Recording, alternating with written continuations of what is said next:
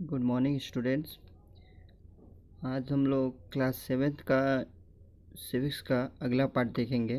इसमें हम देखेंगे रिप्रेजेंटेटिव डेमोक्रेसी का ओरिजिन क्या है, यानी उसकी उत्पत्ति, यानी इसकी शुरुआत कहाँ से शुरू होती है, इसको देखेंगे। ठीक है, इसमें सबसे पहला दिया है द ओरिजिन ऑफ डेमोक्रेसी।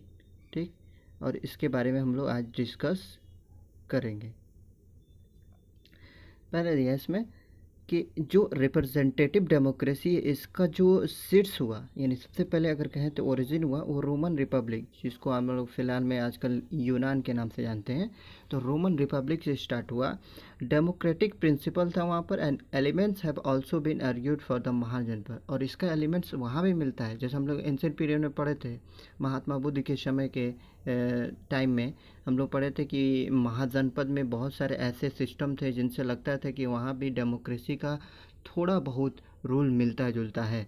जैसे उसके बड़े स्टेट को बोलते थे संघ, और उससे ज़िले को बोलते थे गण, और जो विलेज पर होता था उसे बोला जाता था वो क्या है, पंचायत है।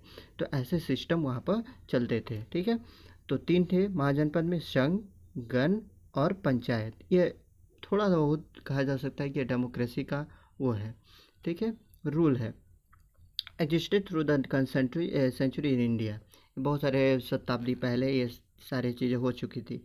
The political right were granting only the noble पर, लेकिन इस समय एक कंडीशन था कि जो पॉलिटिकल राइट था वो सिर्फ किसको मिला था, जो नोबल या अपर क्लास के, यानी अमीर वर्ग के लोगों को, या अपर क्लास के जो उच्च जाति के वर्ग के लोग थे उनको ये मिला था।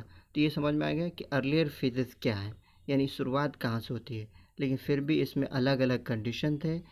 इसकी शुरुआत रोमन रिपब्लिक से, और महाजनपद में इंडिया में अगर बात करें तो महाजनपद की स्टार्टिंग से, इसमें संघ, गण और पंचायत शामिल थे। ठीक है, इसमें हमको ज़्यादा नहीं है दिखना। ठीक है, विलेज पंचायत क्या होता है ये सब के बारे में आगे हम लोग डिस्कस करेंगे। आगे आता है इसमें कि एक्सपेंशन ऑफ डेमोक्रेसी, डेमोक्रेसी का एक्सपेंशन कैसे हुआ। ठीक है, दिया है दो the speed of democracy a long streak can be broadly divided into following phases. इसका फर्स्ट फेजेस है अर्लियर फेजेस, यानी पुराने ज़माने में कैसे था डेमोक्रेसी का सिस्टम, उसके बारे में दिया है।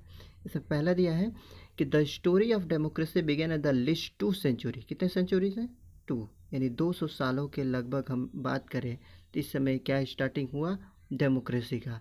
लगभग बात करें हम 1789 को फ्रेंच रिवॉल्यूशन से। किस रिवॉल्यूशन से, फ्रेंच रिवॉल्यूशन से।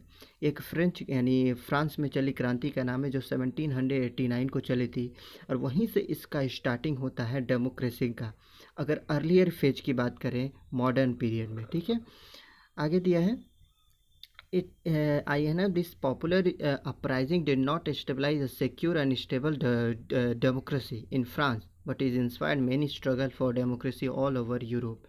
ये सिर्फ यूरोप, जो फ्रांस यूरोप में है, ठीक है, कहा जाता है कि जब फ्रांस में ये रिवॉल्यूशन हुआ तो ये सिर्फ ये ऐसा नहीं था कि उसने पूरी तरह से लोकतंत्र को यानी डेमोक्रेसी को स्टेबल कर दिया, ऐसा नहीं था। लेकिन उसने ये इतना तो वो कह दिया, इतना उससे पता चल गया कि यूरोप में अब डेमोक्रेसी की लड़ाई और तेज़ हो जाएगी, यानी धीरे धीरे अब इसकी स्टार्टिंग संघर्ष लोग करना, स्ट्रगल करना स्टार्ट कर देंगे। Around the same time as the French revolution the British colonies in North America declare themselves independent. पहले कॉलोनी का मतलब समझते हैं। ठीक है, कि कॉलोनी क्या होता है। कॉलोनी का मतलब होता है जैसे स्टूडेंट कोई कंट्री है, उसमें दूसरे, मान लो ये कंट्री ए है और ये बी है। ठीक है, ये बी कंट्री के लोग जो डेवलप हो चुके हैं उन्होंने अपनी कॉलोनीज़ यानी अपनी फैक्ट्री या अपनी घर या कोई भी चीज़ यहाँ पर बी कंट्री ए कंट्री में ले जाकर क्या कर रहे हैं, स्टेबलाइज कर रहे हैं।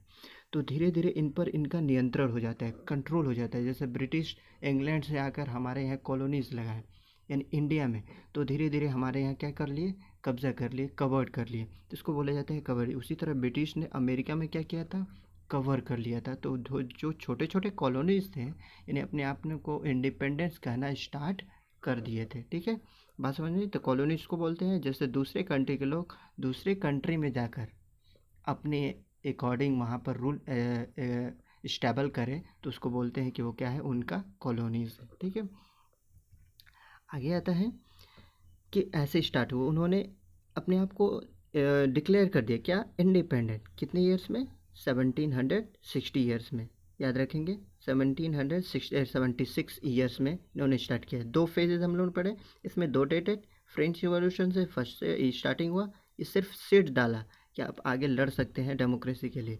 दूसरी तरफ नॉर्थ अमेरिका में भी क्या हुआ, 1776 को ऐसे ही कुछ हुआ जिसमें ब्रिटिश कॉलोनी ने अपने आप को क्या कर दिया, डिक्लेयर कर दिया कि अब हम लोग ब्रिटिश के अंडर में काम नहीं करेंगे। ठीक है, आगे दिया है they adopted the democratic constitution in 1787। और वो जो कॉलोनीज थी यूनाइटेड स्टेट में, उन्होंने अपने आप में एक डेमोक्रेटिक कॉन्स्टिट्यूशन बनाया, यानी अपना खुद का लिखा हुआ कानून बनाया।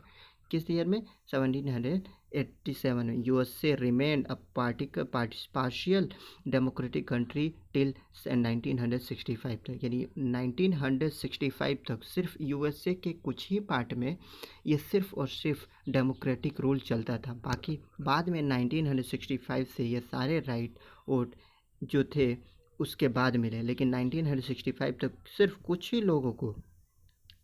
लोगों को ये राइट था कि वो वोट कर सके, किसके लिए, गवर्नमेंट के लिए। ये आगे है, आगे दिया है। नेक्स्ट बात करेंगे हम लोग तो दूसरा फेज है एंड ऑफ कॉलोनीज। कैसे कॉलोनीज का ये जो है, कॉलोनीज का मतलब हम लोग समझिए, कॉलोनीज का मतलब कि एक कंट्री दूसरे कंट्री में अपने क्या करे, रूल स्टेबलाइज करे। ठीक है, द एंड ऑफ कॉलोनी, जैसे ही एंड हुआ कॉलोनीज का, द बूस्ट डेमोक्रेसी, इससे क्या हुआ कि डेमोक्रेसी को बूस्ट मिला, यानी उसको एनर्जी मिल गई कि शायद आने वाले फ्यूचर में क्या हो, डेमोक्रेसी के लिए सीट्स तैयार हो, उसका आने वाले जो डेमोक्रेसी को क्या मिले, बढ़ावा मिले। ठीक है, आगे दिया है independent of the second world war. ठीक है, याद रखेंगे डेट, सेकेंड वर्ल्ड वॉर यानी 1945, फर्स्ट वर्ल्ड वॉर 1940, ये फर्स्ट वर्ल्ड वॉर था। सेकेंड वर्ल्ड वॉर कब स्टार्ट हुआ, 1900, यानी इसके बाद। ठीक है, ये 1939 में स्टार्ट हुआ था सेकेंड वर्ल्ड वॉर, ख़त्म कब हुआ, 1945 में। जैसे ये ख़त्म हुआ उसके बाद से धीरे धीरे पूरे वर्ल्ड में डेमोक्रेसी के लिए एक विक्ट्री, यानी लोग डेमोक्रेसी के लिए लड़ने लगे कि हमारे यहाँ भी डेमोक्रेसी रूल स्टेबलाइज हो। ठीक है, उसी तरह European countries like France and Germany, इन देशों में सबसे ज़्यादा डेमोक्रेसी को लेकर चर्चाएं होने लगी, डिस्कशन होने लगे। फरवरी रिवॉल्यूशन, फरवरी क्रांति जो रशिया में हुआ, याद रखेंगे फरवरी क्रांति कहाँ पर हुआ, रशिया में। कितने ईयर्स को, 1917 में। फरवरी क्रांति 1917 में कहाँ पर हुआ, रशिया में। ठीक है, month of liberal democracy, world war second was ultimately victory for democracy in western Europe. कहा जाता है कि जैसे ही वर्ल्ड वॉर स्टार्ट हुआ, ख़त्म हुआ, उसके बाद से यूरोप में यानी खासकर वेस्टर्न यूरोप में धीरे धीरे स्टेबलाइज होना स्टार्ट हो गया। क्या चीज़, तो डेमोक्रेसी। आगे हम लोग पढ़ेंगे। हाँ, ये दिया है many newly independent country Asia and Africa, many newly independent country Asia and Africa में क्या होने लगे, स्टेबलाइज होने लगे। ठीक है, कब, तो 1950। इंडिया कब बना रिपब्लिक, तो 1950 में। ठीक है, इसको ज़रा समझ लेते हैं यहाँ पर। 1950 में इंडिया रिपब्लिक बना, लेकिन फ्रीडम कब मिला उसको, तो 15 अगस्त जो कुछ ही दिन में आने वाला है। ठीक है, 15 अगस्त 1947 को इसको फ्रीडम मिला, लेकिन रिपब्लिक कब बना, तो बात करेंगे हम लोग कब, 1950 को। रिपब्लिक का मतलब होता है स्टूडेंट कि एक ऐसी कंट्री जहाँ पर गवर्नमेंट इलेक्टेड की जाती हो, एक ऐसी कंट्री जहाँ पर गवर्नमेंट इलेक्टेड की जाती हो किसी वहाँ के जनता के द्वारा या वहाँ के पीपल के द्वारा, तो इसे कंट्री को बोलते हैं रिपब्लिकन कंट्री। आई बात में। हाँ, आगे दिया है recent phase, new waves of democracy swept across Europe in 1970 and let 1980, यानी धीरे धीरे जैसे समय बीतता गया इसका एकदम न्यूली फॉर्म यानी डेमोक्रेसी की जो आवाज़ थी, जो स्ट्रगल थे और तेज़ होने शुरू हुए। यह पहुंच गया कहाँ तक, तो southern, central and eastern Europe respectively, धीरे धीरे पूरे यूरोप में फैल गया। यहाँ तक कि मच लैटिन अमेरिका जो अमेरिका का पार्ट था, साउथ ईस्ट एशिया वहाँ भी, ताइवान में, साउथ अफ्रीका में, साउथ कोरिया में, अरब में, ये सारे स्टेट में धीरे धीरे क्या होने शुरू हो गया, डेमोक्रेसी के सीट्स तैयार यानी उसके स्ट्रगल और तेज होते शुरू हो गए। Move toward the greater liberal democracy in 1990 and 2000, यानी कहा जा सकता है कि सबसे ज़्यादा जो मूव्ड ग्रेटर विकास हुआ डेमोक्रेसी का, वो कितने ईयर्स के बीच में हुआ स्टूडेंट? 1900 से 1990 से लेकर 2000 ईयर्स तक। ये सारी चीज़ें हैं जो ये बताती हैं कि डेमोक्रेसी की स्टार्टिंग कब से हुई। ठीक है, कहा जा सकता है कि बहुत सारे ऐसी चीज़ें थी जिसमें, जैसे Soviet Union comprise 15 republics and after is disintegration most of the became democracy. कहा जाता है कि जो सोवियत है यानी रशिया था, उसके कुछ पार्ट पूरी तरह से लगभग 15 रिपब्लिक्स आपस में डेमोक्रेटिक हो चुके थे। आफ्टर 19 यानी जैसे ही 19 हुआ, Bangladesh became the Bangladesh and Pakistan में the transition from make a rule in democracy, यानी बांग्लादेश और पाकिस्तान का भी डेमोक्रेटिक रूल स्टार्ट हो गया। तो याद रखेंगे 3 फेज़ थे, तीनों फेज़ को याद रखेंगे और कैसे स्टार्टिंग हुई ये डेमोक्रेटिक की, इसमें हमने समझाया। आगे हम लोग पढ़ेंगे एक मोनार्की सिस्टम ऑफ गवर्नमेंट का, ठीक है, जिसका नेपाल है हेडिंग, इसके बारे में हम लोग कल डिस्कस करेंगे यानी आने वाले वीडियो में। Okay student, thank you so much.